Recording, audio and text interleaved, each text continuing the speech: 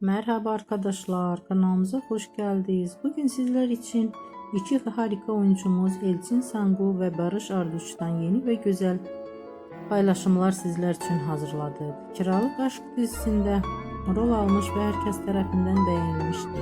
Biz de sizler için onların güzel ve romantik karelerini hazırladık. Bu videoların devamlı gelmesini istiyorsanız kanalımıza abone olup yorum yazmayı unutmayın.